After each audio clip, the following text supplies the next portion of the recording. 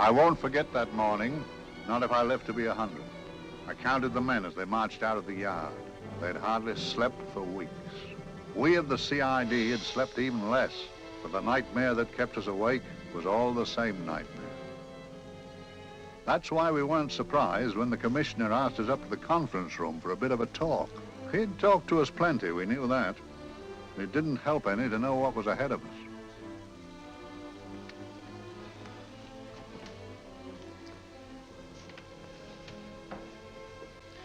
Must we have that window open, Gregson? Oh, shut it if you want to. Chief will be in enough of a temper without having a ruddy blast down the back of his neck.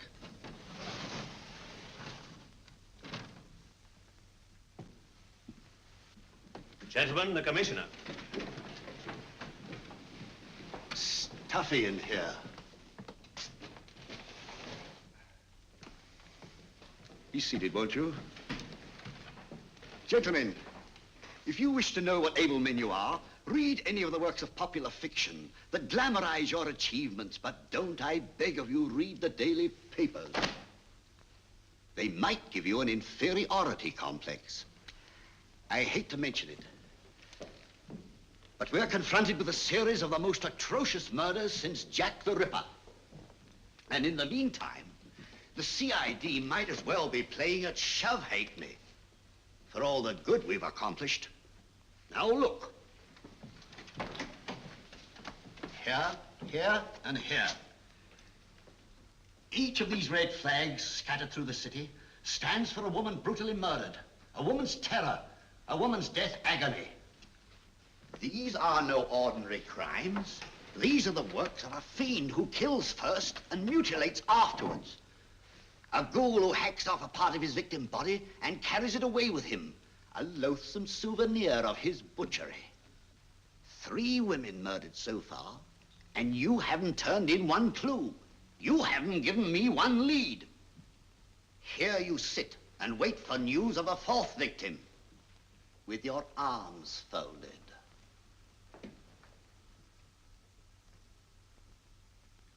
Well, we hadn't long to wait. It was down Lambeth Way where a young woman was hurrying home late last night. She saw something and stopped. It was a constable. He spoke to her and he walked along with her, just in case. He saw her go down the stairway to the basement lodging where she lived. We can only surmise what happened after that.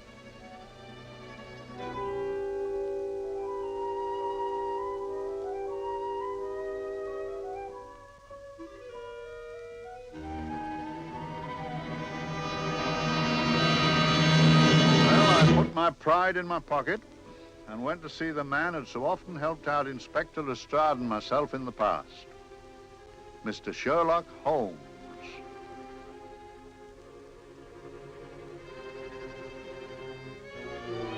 If ever a man needed help, I did.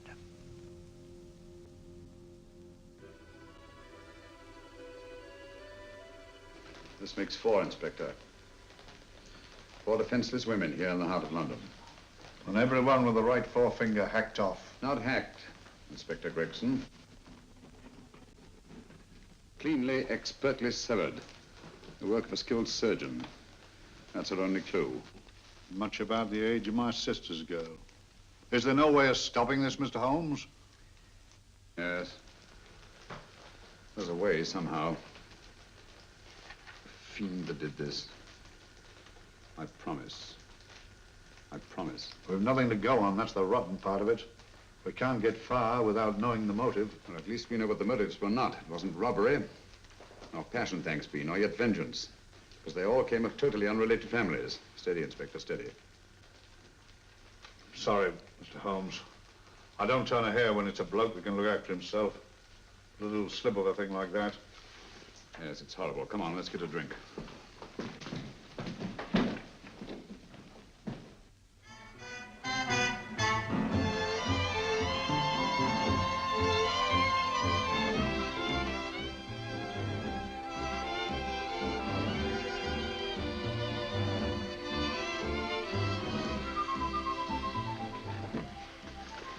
evening, Mr. Holmes. Evening, Vincent. Whiskey and soda, please, and a double for my friend here, Inspector Gregson.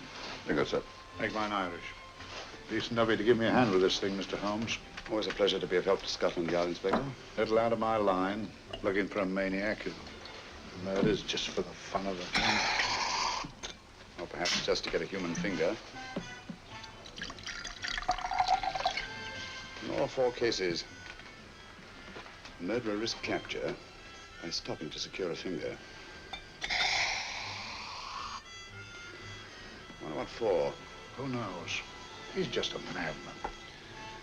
Perhaps there's method in his madness. If we could just trace those missing fingers. If we could just drain the English Channel, we might find a penny. Huh? Oh, thank you. You may keep those, Mr. Holmes. Thank you.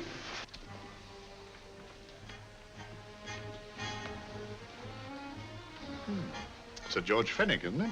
Yes. Is that his daughter with him? Don't be so naive, Inspector. You know everyone, don't you, darling? Well, hardly.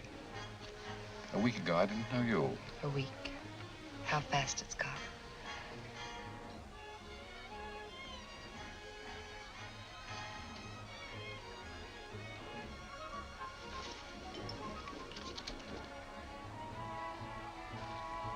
I collect these things. How very quaint of you. Shall we go? Yes.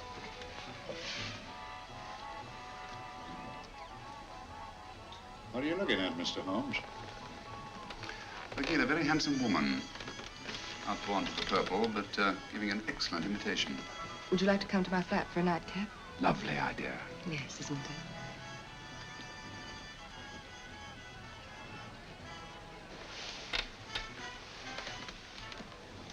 Wonder where she's taking Sir George Fenwick. Don't be so naive, Mr. Holmes.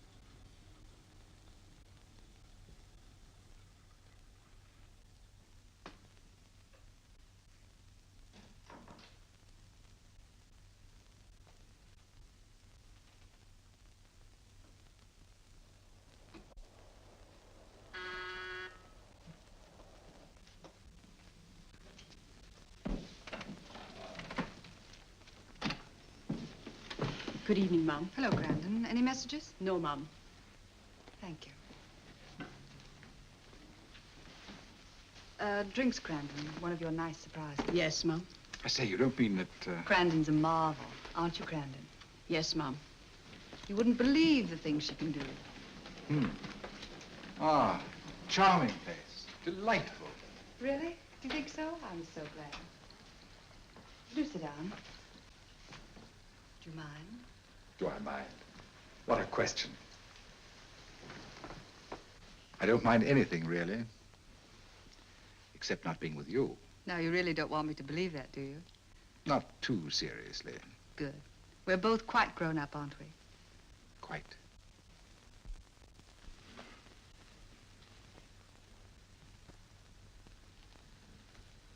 You're a treasure, Grandon.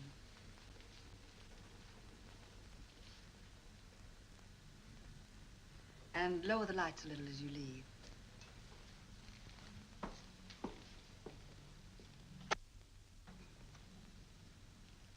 I prefer a more flattering light. In any light, you'd be... Would I? And don't you know it? Perhaps I do.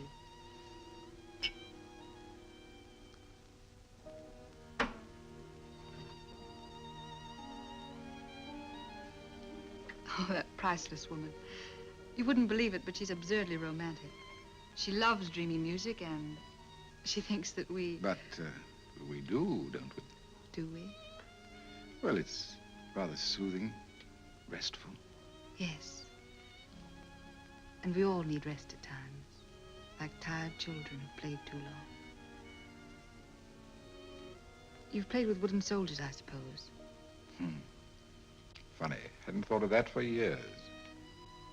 Toy boats were my special joy. Anything I could set afloat anywhere. Like this. And this. Toy boats sailing into the Never Never Land. The land of beautiful dreams. Look. Look, odd, isn't it, how the light is reflected? Little specks of light that move and move. Like stars on a slowly moving stream.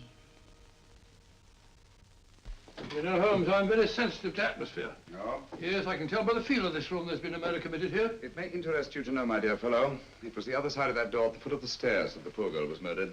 If only I could find it. Find what? The one thing these unfortunate victims have in common that might give us a motive for these murders. There must be something. Another Jack the Ripper, if you ask me, a homicidal maniac. No, Watson. In the case of Jack the Ripper, there was one thing in common. His victims were all from one walk of life, living in the same section of the city. In this case, the murderer chooses his victims from all walks of life and from different sections of the city. No, my dear fellow, this is not the work of a homicidal maniac. It's something infinitely more sinister. You give me the creeps. What on earth are you talking about? Watson, I'm convinced that these murders are only incidental to some larger and more diabolical scheme. That may be, but why the severed fingers? The answer to that question, my dear fellow, is our only hope of solving these mysteries. Dear sister, I am so happy. I had such a lovely holiday at Brighton with you and Alf. And I'm looking forward to being with you again. Poor little thing. Sort of raises a lump in your throat.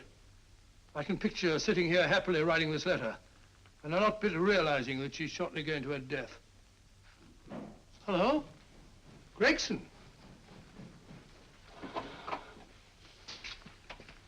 Oh, there you are, Mr. Holmes. I've been looking for you everywhere. What's happened? Murder in Edgware Road, not half an hour ago. Woman? Yes, and the right forefinger cut off clean.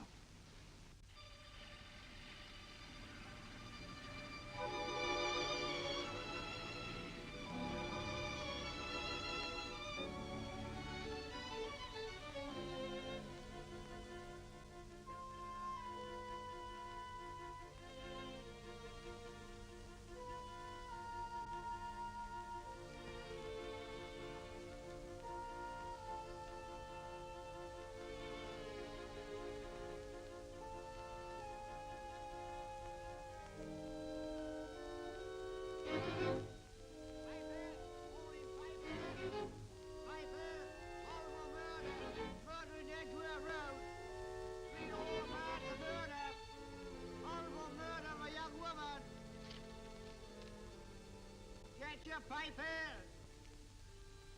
Horrible murder, paper, all about the murder.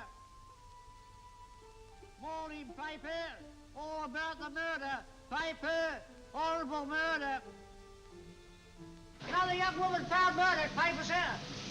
Horrible murder, paper, paper, read all about it. Get your paper, murder in Edgware Road. Horrible finger murder. Shocking murder, murder in Edgware Road. Horrible murder of a young woman. Read all about the murder.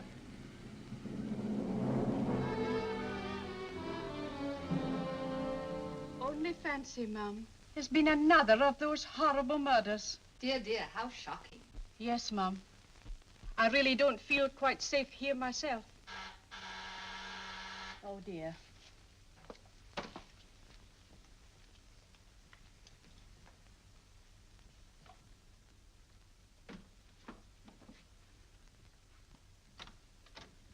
Why, Sir George! I must see Miss Marlowe at once. I don't know if she... I must see her. Where is she? Lydia. Why, Sir George, what is it? What happened? I don't know.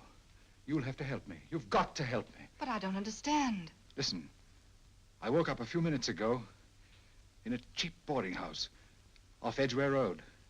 I don't know how I came there. I don't know when. The last thing I remember is being here with you. Calm yourself, Sir George. When did I leave here? Well, it was about, It was 10:45, Mum. Precisely.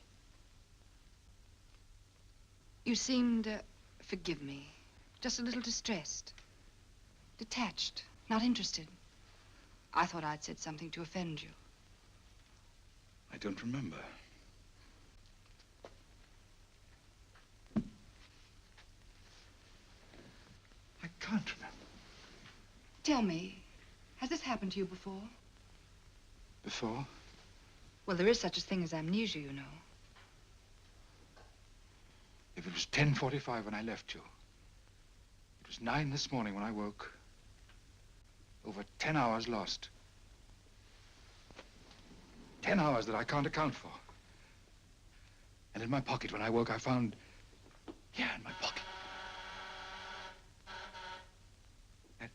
That isn't... Oh, it's not for you, of course. It can't be. Excuse me, Mum, but there's a man asking to see the gentleman.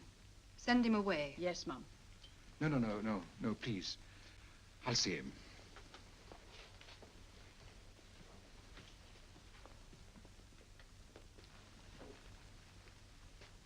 Well? Delightful room. Not much like the place you woke up in this morning. You followed me here? Yes. Are you a detective? Oh, no.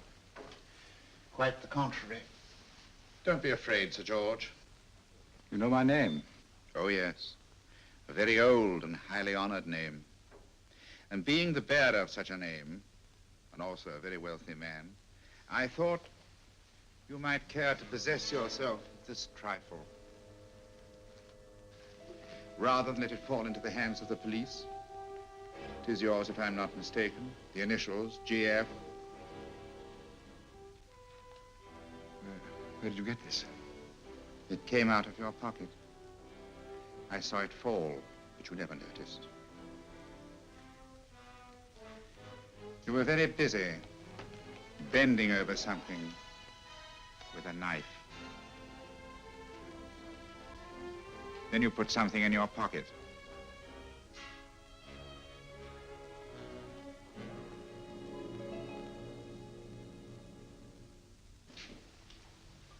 Come along, Holmes, come along, come along.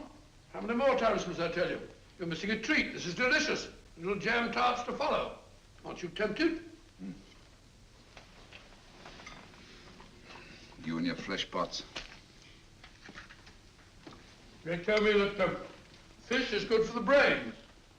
Brains haven't any. You realize that a whole day and a night have gone by since that bestial affair in Edgware Road? I'm as much in the dark as ever.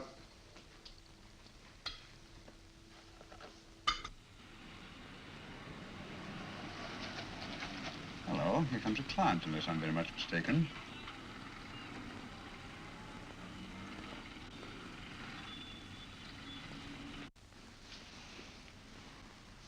Well, attractive.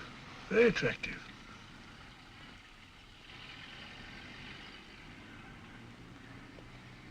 Obviously, she left home under the stress of some very great emotion. How do you know that? She isn't wearing any gloves. A startling omission in a young lady of fashion.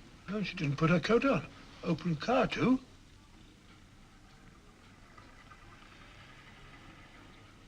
Furthermore, there's something in that bag she wants to show me. What makes you say that? The bag doesn't match her dress, indicating it was picked for size rather than style, to accommodate some bulky object. You amaze me, Holmes. Elementary, my dear fellow.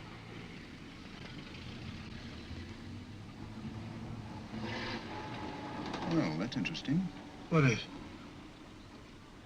A cab, turning at the empty house. Wonder why he followed her here. Oh, wouldn't you? Quite possibly, with glasses.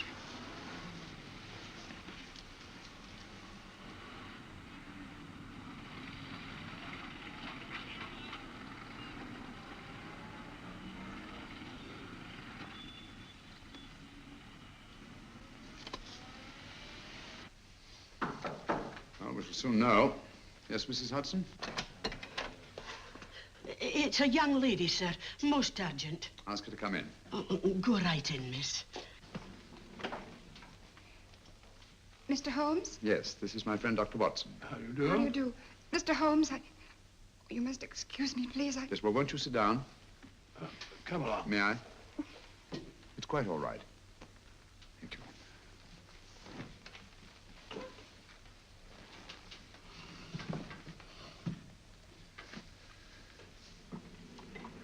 Now try to control yourself, Miss Fenwick. You're with friends.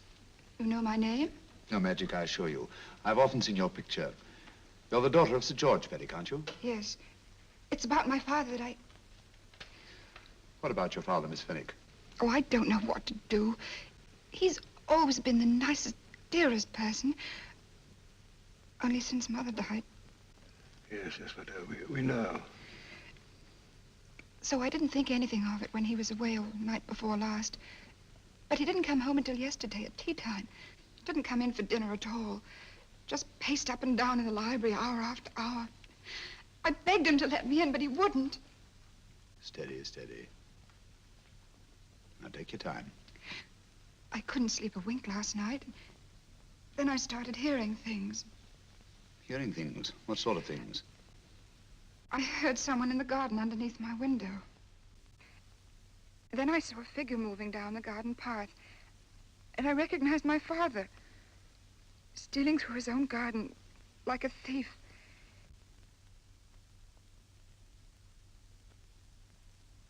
He had a spade in his hand. And he stopped by the greenhouse where he started to dig.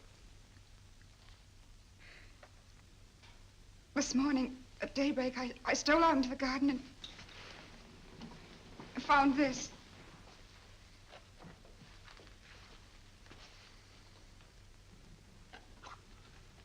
A finger. A human finger. Bring up Scotland Yard, will you, Watson? Ask them to get hold of Inspector Gregson and tell him to meet us at once at George Fenwick's house, Kingston. Operator, get me Scotland Yard quick. Where's my father, Norris? He's still in the library, miss. Thank you. We'll see him right away. Will you come with me, please? Thank you. I got your message, Mr. Holmes. Yes, indeed. Dad, may I come in? Dad. That's funny. He doesn't answer. You mind? Please do. Thank you. Watson, quick. Oh, Come along, no, my dear. no. Take charge, Miss Fenwick, please. Sorry, sir. No, miss, please. Please come along with me.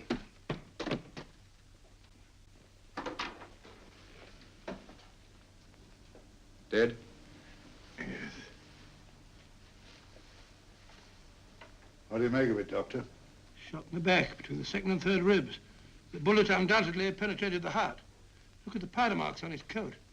I was afraid of this. What do you mean? Don't you remember the man in the cab who followed Miss Fenwick to Baker Street? Well, you don't think he had anything to do with it, do you? I think it's reasonable to assume that he tipped off someone that I'd been sent for. Sir George has obviously been murdered to keep him from telling me what he knew. What was the weapon used? Small caliber revolver, point blank range by the look of the wound. The murderer came in through those French windows. The mud from the garden he brought in on his boots. Sir George must have surprised the intruder. Passed the room to him here. What follows, we can't tell. But from the location of the wound, I'd say that he turned his back for a moment, and as he turned, the muzzle of the revolver was placed between his ribs and one muffled shot fired.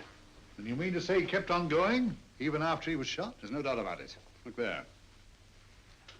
The trail of blood leads us back to the desk. Something Sir George was after.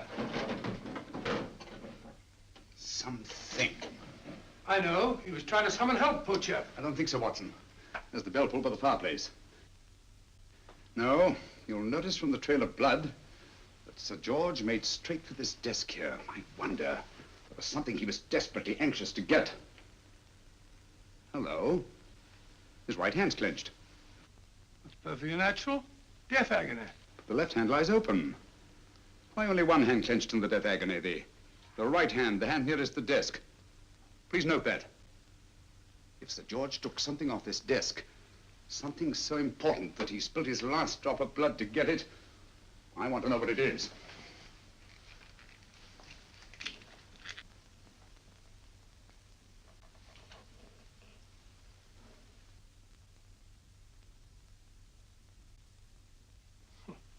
Nothing but an ordinary match folder. Where does that lead us? I imagine to something very important, Gregson. This match folder's from Pembroke House. Why shouldn't it be? He was there, you know. We saw him yesterday. Yes, but the effort he made after he was shot to get hold of this match folder.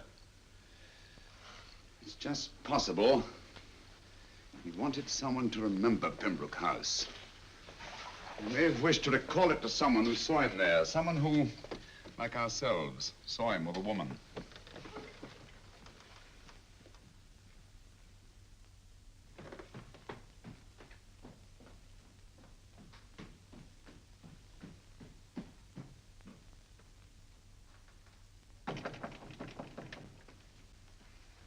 Come in. Oh, Dr. Watson, this came by hand for Mr. Holmes not 10 minutes ago. Thank you, Mrs. Hudson. That would be the report from Sir George's bank. Report from Sir George? Oh, really? Don't you remember his daughter told us that he'd just closed his account?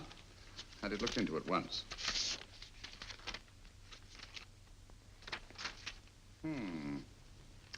He drew out his entire balance in cash, nearly £10,000, yesterday, just after that young woman was murdered. What does that suggest to you, Watson? But he paid it out to someone. Precisely. I smell the faint, sweet odor of blackmail. You don't think he paid it out to someone who saw him murder the McLean woman? Sir George never murdered anyone. But he did have that woman's finger, and he empty did have and pay out a lot of cash. That's the terrifying part about blackmail, Watson. The victim is afraid to fight the accusation, no matter how false. Once the accusation is made, his name is smeared, and sometimes his life is ruined. Well, Sir George didn't commit these murders. What fiend did? I rather think they're not the work of any one man. Oh, come, Holmes.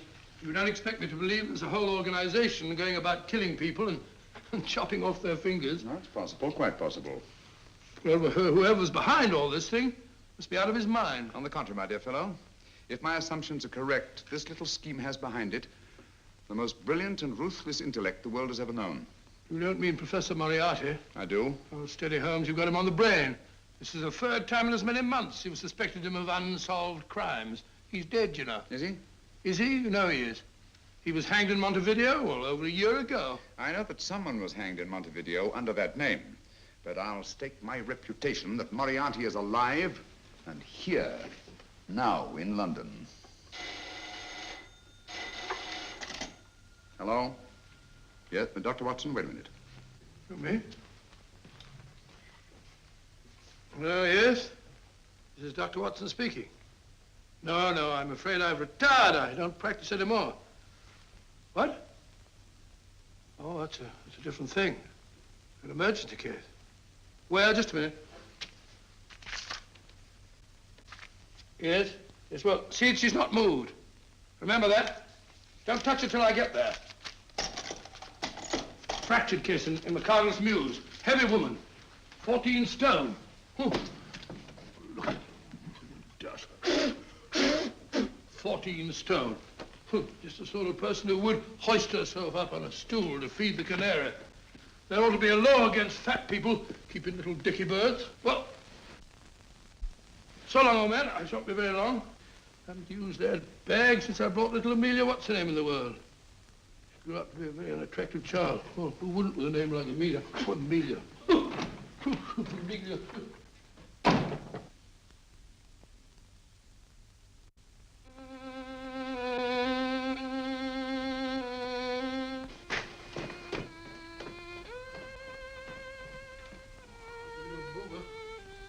People so stupid about accidents.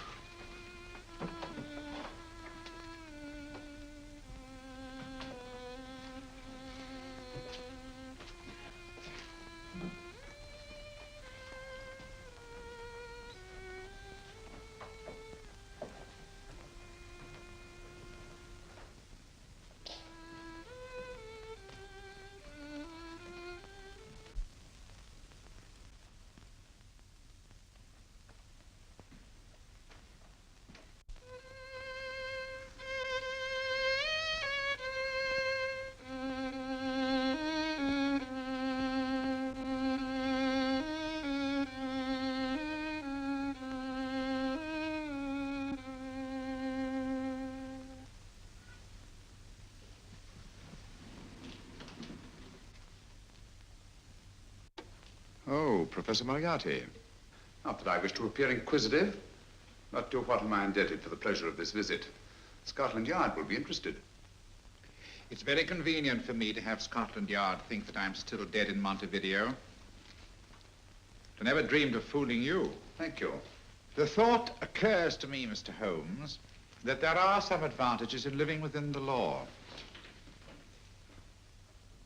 You are very comfortably fixed here, aren't you? As I get on in life, the little comforts appeal to me more and more. Oh, I beg your pardon.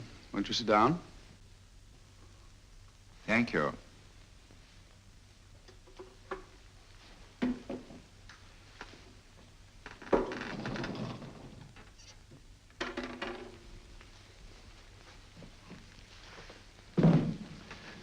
And now, Professor Moriarty, what can I do for you? Everything that I have to say to you has already crossed your mind.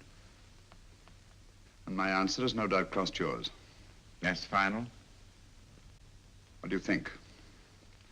I shall not rest until you are hanged for the finger murders.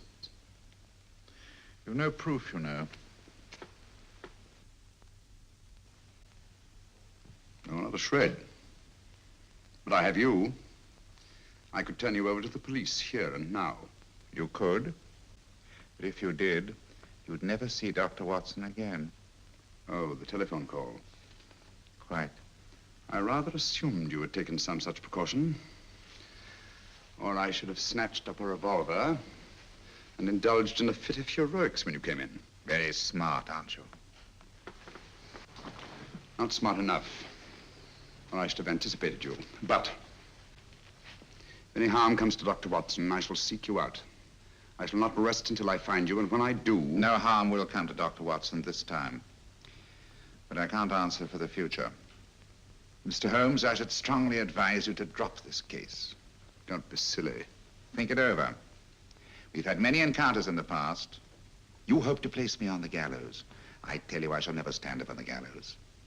But if you are instrumental in any way in bringing about my destruction, you will not be alive to enjoy your satisfaction. And we shall walk together through the gates of eternity, hand in hand. What a charming picture that would make. Yes, wouldn't it? You know, I really think it might be worth it.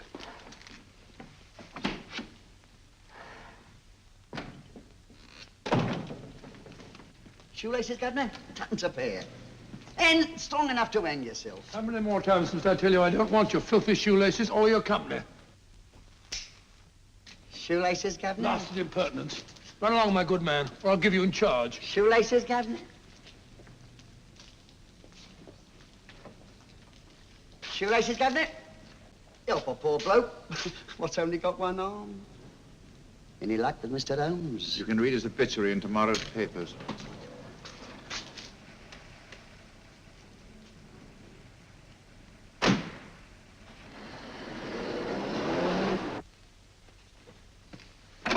Oh, there you are, Watson. Come in.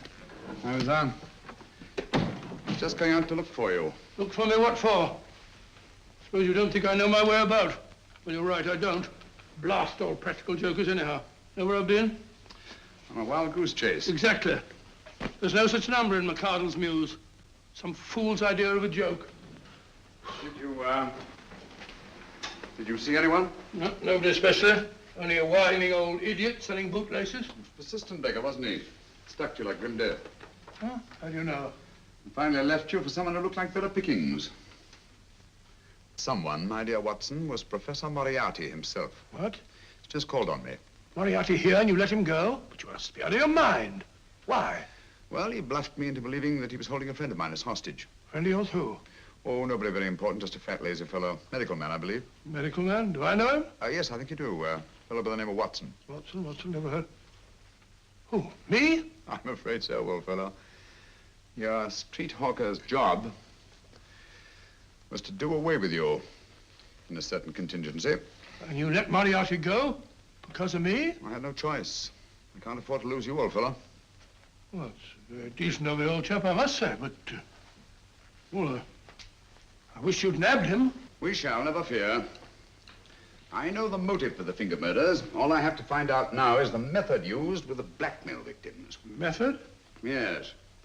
How does Moriarty get them to the scene of the crime? How does he plant those severed fingers on them? And how does he scare them into believing that they may have committed those atrocious murders themselves? Curious.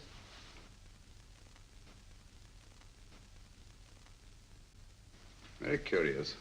Huh? Curious? What's curious? That window in the empty house across the street. First floor front. Oh? What's wrong with it? It's open. Why shouldn't it be open? Well, it wasn't open half an hour ago. I'll stake my life on that. Oh, that's not our business. Let it stay open. I wonder if you'd go over, old fellow, and see what's the matter. Oh, trespassing. It's against the law. Very well, I'll go myself. Oh, well, if you're going to put it like that, ridiculous waste of time. Going about shutting windows at this hour of the night. Yeah, you better take this torch. Well, take what? Dignified job for a doctor. Dr. Watson, the torchbearer. And what do you propose to do? Sit in a comfortable chair, I suppose, and read a good book? That's a very good idea. Yes, very good idea. While I play night watchman, you have a nice read. Mm-hmm. Good night. Have a good time. Have a good time. What do you mean, have a good...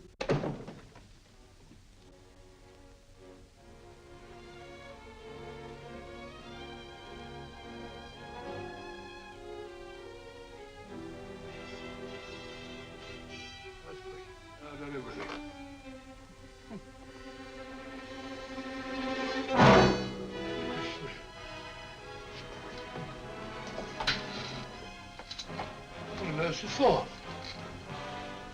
Oh, umbrella stand. Pretty little thing to keep about the house.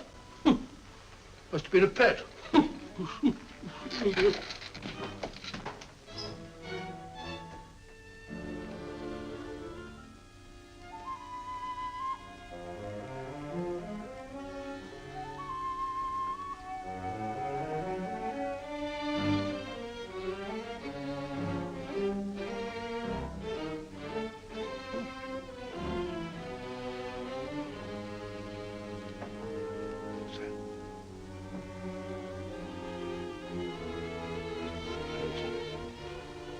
Rat rubber. This must be the door.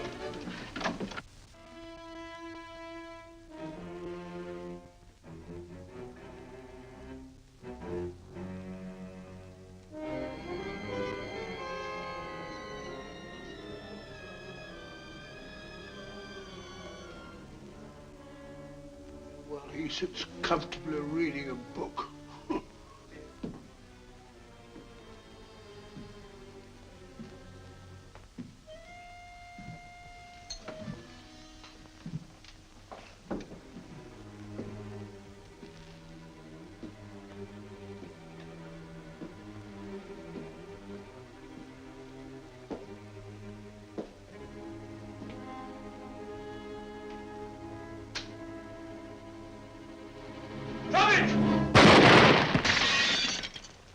He killed Holmes! He killed Sherlock! Watson. You? But I saw him shoot you a second ago. Not me, my dear fellow. Merely the bust of Julius Caesar. Incidentally, you may have noticed that all through the ages, prominent men have prominent noses. Oh, I'm afraid we're in for terrible trouble again with Mrs. Hudson. Windows smashed, plaster all over the floor. Get up, you.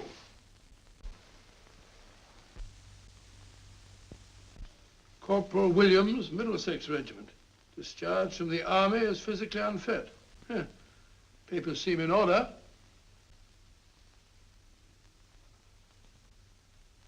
Now, Corporal Williams, you've seen service in the Far East, haven't you? The East? I thought so. Look at his complexion, Watson. Yellow as saffron. He's been taking atabrine. Cure for malaria. Sniper, aren't you? Sniper? Why did you try to kill me? I had to kill him. I had to. Oh, snap out of it. Stop it, Watson. He's shamming. No, he isn't. Who told you to kill me? She told me. She told you? She told me I couldn't miss. Well, luckily you did miss, you murderer. He isn't a murderer, Watson. Listen, Corporal Williams.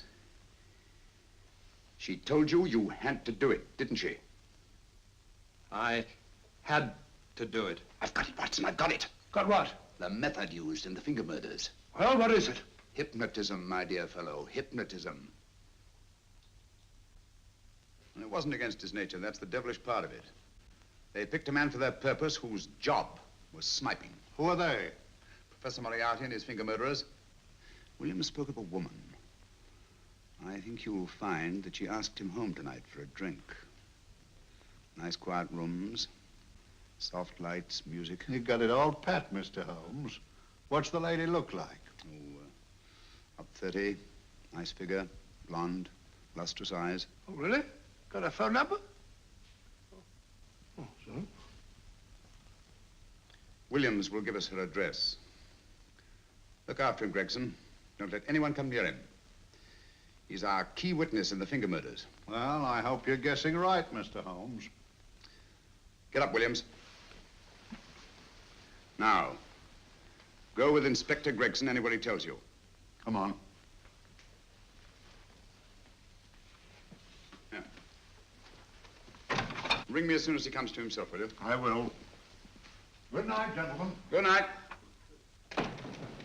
Well, if you believe that fellow Williams was hypnotized, I suppose you think Sir George Fenwick was hypnotized too. Yes, I'm quite sure of it. Have a cup of tea? Thanks, old boy. Nothing to eat. Well, why didn't these people make Sir George do the murder himself? Because they didn't want to get him hanged. They wanted to blackmail him. Well, who do you think the actual murderer is? One of Moriarty's gang. A diabolically simple technique. Kill a woman. Yes, but why cut off the fingers? My dear fellow, don't you understand? The severed finger is what links the blackmail victim to the murder. He wakes, finds the grisly thing in his pocket. He doesn't know how he got there. He's no idea that he's been hypnotized. For all he knows, he may have committed the atrocious crime during some dreadful lapse of sanity. In that state, when he's utterly demoralized, the blackmailers take over. Is that it? Undoubtedly. You see, they swear that they saw him commit the murder. And being human, the victim will pay anything rather than stand trial on a charge that will make his very name loathsome. Oh, it all fits in if you believe in hypnotism. The only possible explanation. You think the hypnotist is that woman with the blonde hair and the lustrous eyes, the woman you invented? I didn't invent her. I saw her. What on earth are you talking about? That woman, my dear Watson, was with Sir George when he left Pembroke House. I saw her there. I shall see her again, and Williams will lead me to her. That's why it's so important to keep him safe. He will identify her.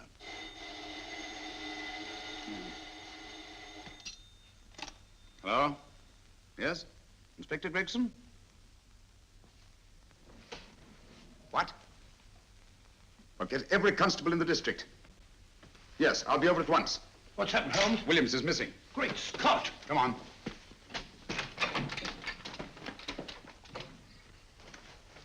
Lorry crashed into Gregson's car. During the confusion, Williams disappeared.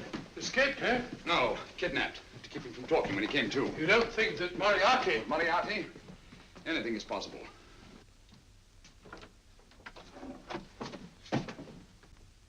Williams! Dead. You see, anything is possible.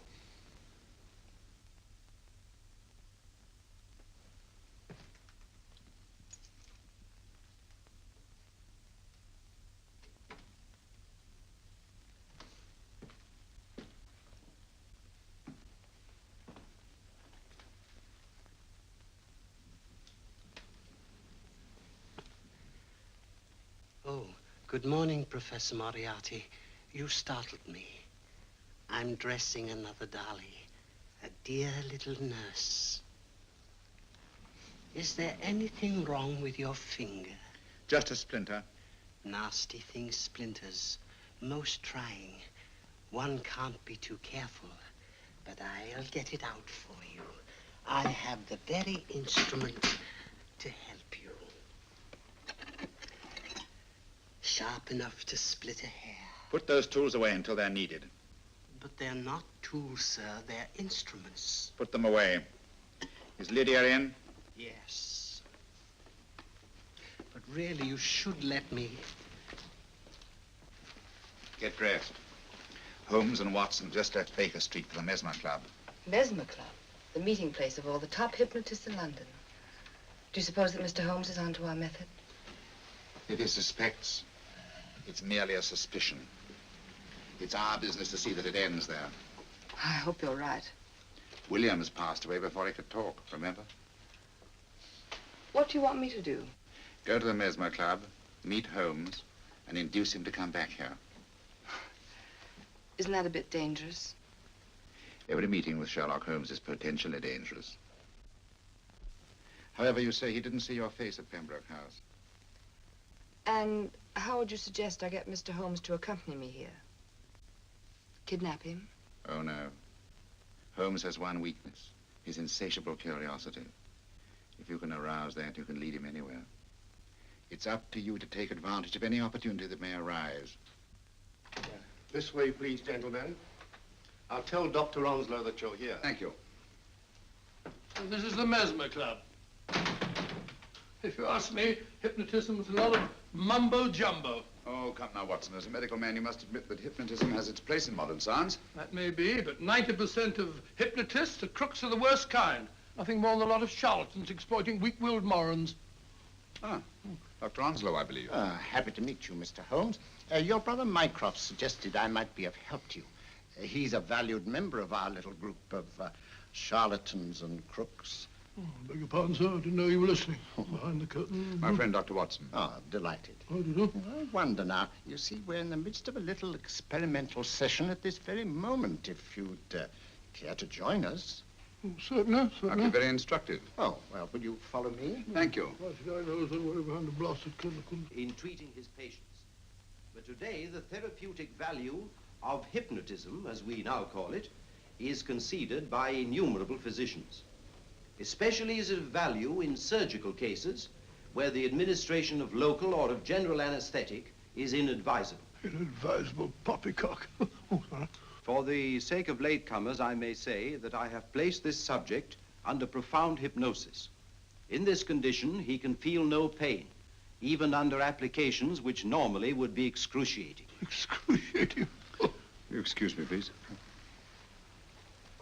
Carter, you are having a peaceful sleep. You feel nothing. Your arms and your hands are without sensation. Mowbray, the long needle.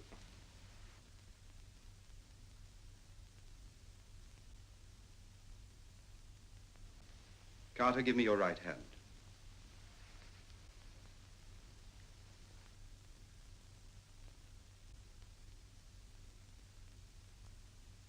As you observe, the needle has been thrust completely through the subject's hand. No feeling, no pain. This lack of feeling is the one infallible test of profound hypnosis. Nonsense. Fellow's full of drugs. Oh, isn't he? Definitely not, Doctor. Wake up, Carter, wake up. You feel well and rested, remember. No pain anywhere. Wake up, wake up. I say, when are you going to begin? All through, Carter. Stand up. This way, sir. And, are these all the people that come here?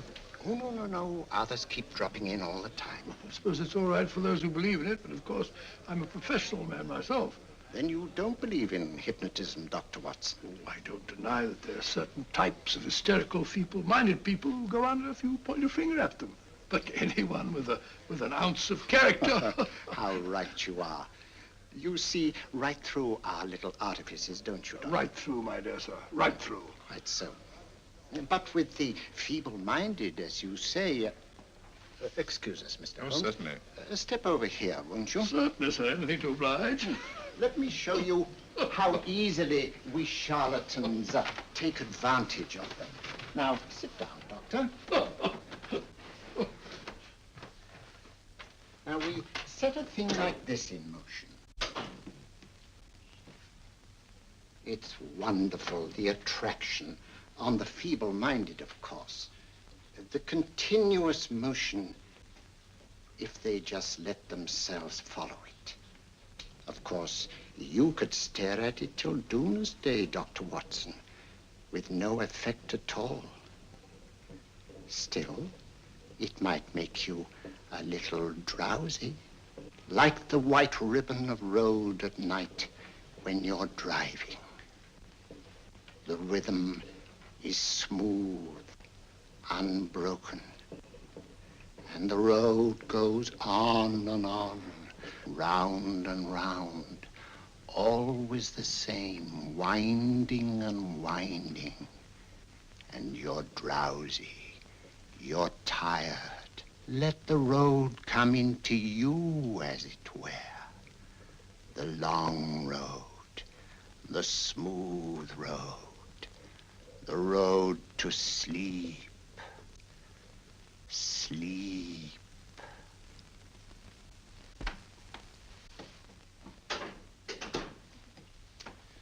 Open your eyes. Stand up. Turn around. And now, Dr. Watson, you're on a holiday in Scotland. The country is amazingly beautiful. We're coming to a stream. It isn't deep. Better take your shoes and socks off.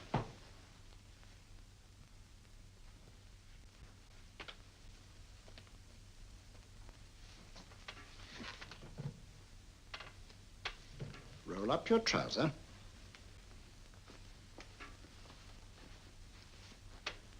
That will do. The other leg is waterproof.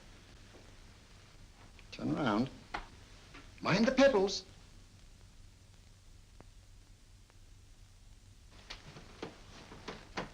Sit down.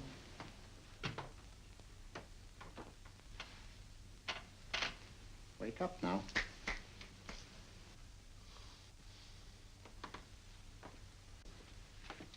There, I see. What did I tell you? It didn't work with me. Why, nobody with an ounce of character.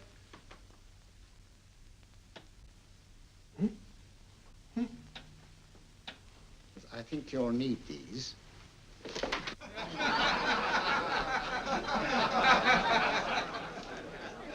Something to laugh at? Watson, she's here. Oh, the woman you're looking for? Yes, I'm going to meet her. Perhaps I can induce her to take me to Moriarty. Do you think it's wise, Holmes? May not be wise, but it's essential. After all, I've held me on with Moriarty in the past. But isn't it dangerous? She might be a hypnotist. If my will isn't stronger than hers, I deserve to be hypnotized. I feel I must protest, Dr. Onslow. I was told this was a gathering of serious students of a great science, and I find myself in a company of buffoons. Oh, my dear madam. Elliot's and Esdale Braid. Were those men martyrs for the truth, that you may laugh over your childish, cruel tricks? I must say I'm in complete agreement with you, madam. This was a most unnecessary performance, Dr. Onslow. Beg your pardon, sir. My name is Holmes, Sherlock Holmes. At your service, madam. Thank you, Mr. Holmes. I'm afraid I've created a rather embarrassing situation. But you see, I'm interested in the serious study of hypnotism. So am I, too. Perhaps we have something in common, Mr. Holmes. Perhaps we have. Would you join me for a cocktail at Pembroke House? I should be delighted. Good.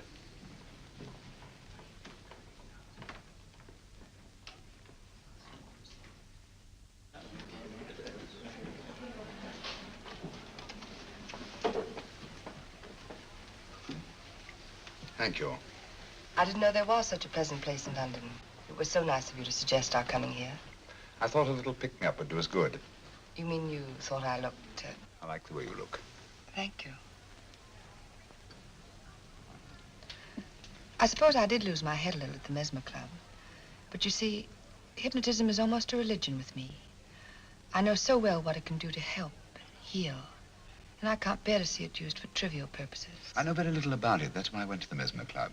You see, I'm rather puzzled just now with the case that I'm working on. How fascinating. Tell me about it. It's the murder of Sir George Fenwick. Fenwick?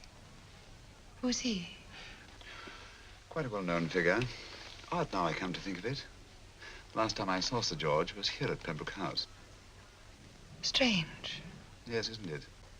He was sitting, I believe he was sitting at this very table. Cigarette? Thanks. Do go on. There was a charming lady with him. He was lighting a cigarette.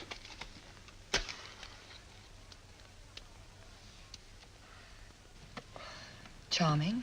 Did you see her face? No worse luck. Merely her back.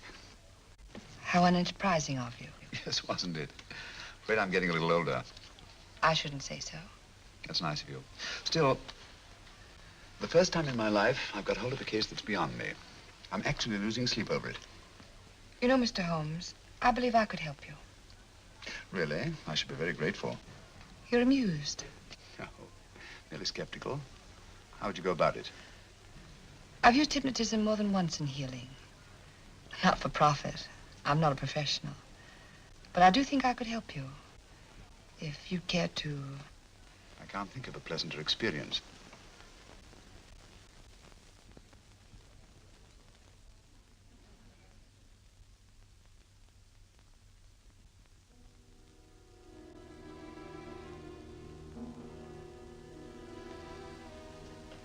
Low lights, music, is that all there is to it? You must relax, Mr. Holmes. I'm afraid you're a rather difficult subject. So I thought perhaps a little help. Materia medica might be advisable. Drugs?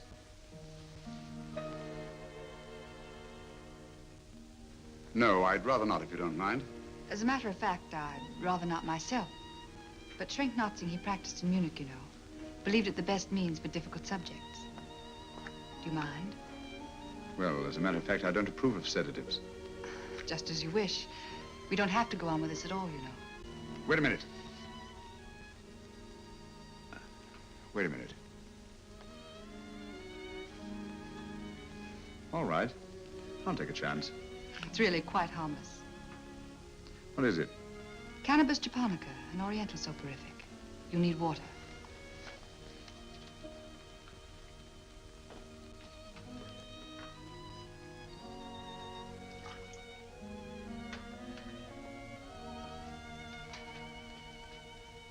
Thank you. Now sit down, Mr.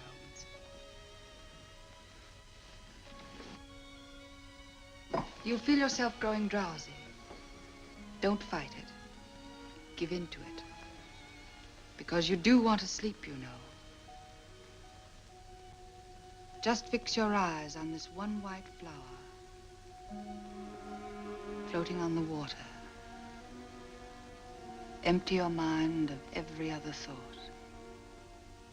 Follow the motion of the water. So smooth, not a ripple. Waters of forgetfulness. Steady, deep, strong. Strange, isn't it? How the light is reflected. Little specks of light that move and move.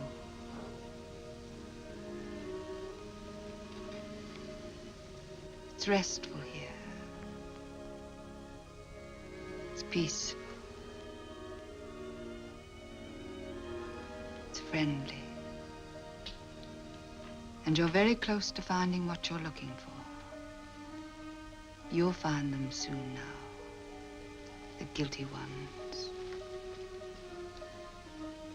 When you're rested, gentle waters closing over you.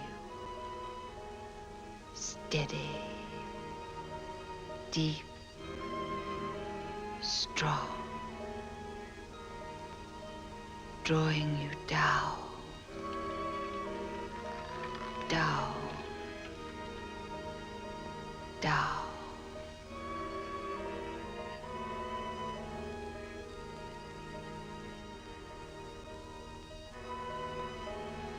Sleep. Sleep. Sleep.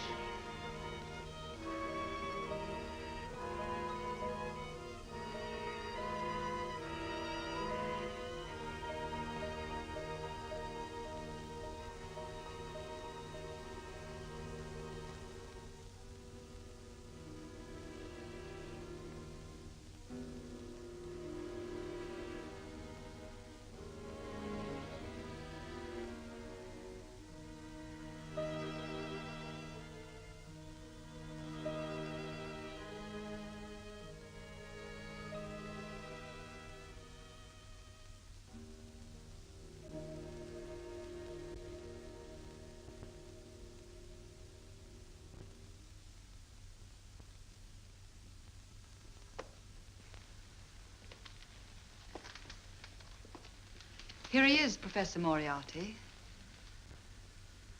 Stand up, Mr. Holmes.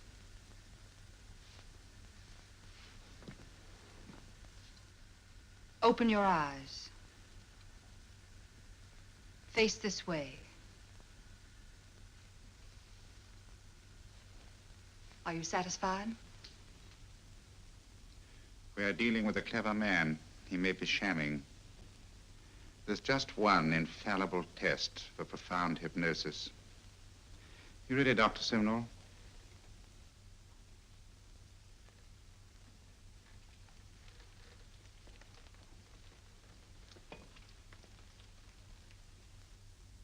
That will do, Doctor.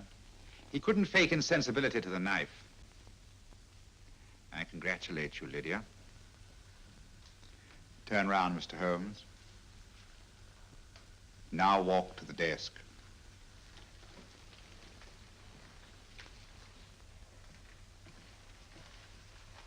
Sit down. Take that pen and write what I tell you to write. I have at last found a case which I cannot solve.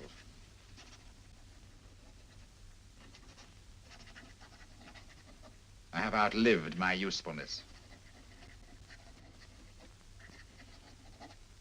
Therefore, I have decided to end my life.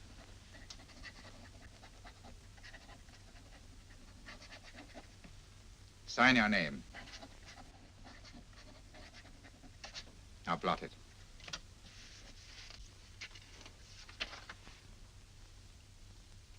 Fold it up and put it in your pocket. Come, Mr. Sherlock Holmes. Go out onto the terrace. But it won't look like suicide, sir. I'm sorry, but Mr. Holmes' injuries must all be self-inflicted. Let's walk a little, Mr. Holmes. It's so pleasant here in the garden. Just step up here onto the terrace. It's a nice, broad terrace. Now turn to the left and walk slowly to the end of the terrace.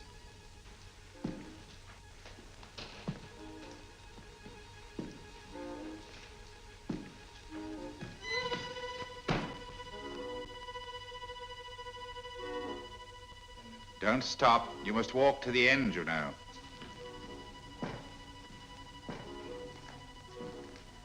The end leads to an open doorway. You can pass through it in perfect safety. In the room beyond the doorway, you'll find what you've been looking for. Must you drag this on? This is the moment I've been anticipating for a long time, my dear. Go on, Mr. Holmes.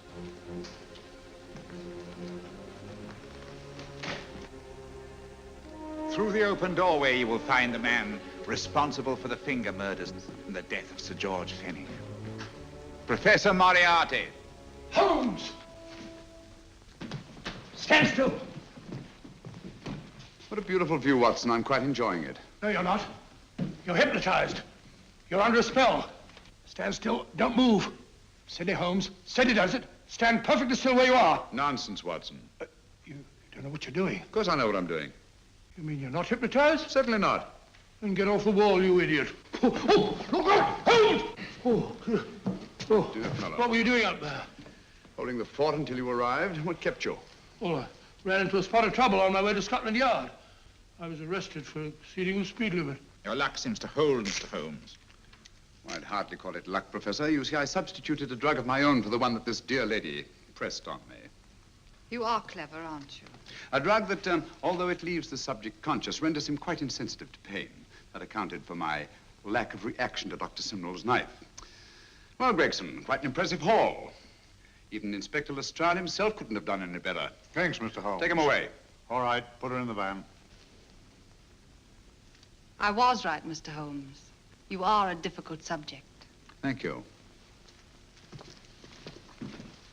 And now, Professor, our score is settled. Au revoir until I see you on the gallows. The rope has not been made that'll go around my neck. Come on.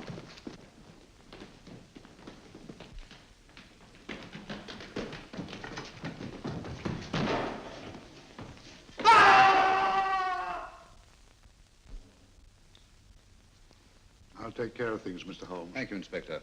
Come on. An evil man, Holmes, but what a horrible death. Better than he deserved. What are you thinking of? I'm thinking of all the women who can come and go in safety in the streets of London tonight. The stars keep watch in the heavens. And in our own little way, we too, old friend, are privileged to watch over our city.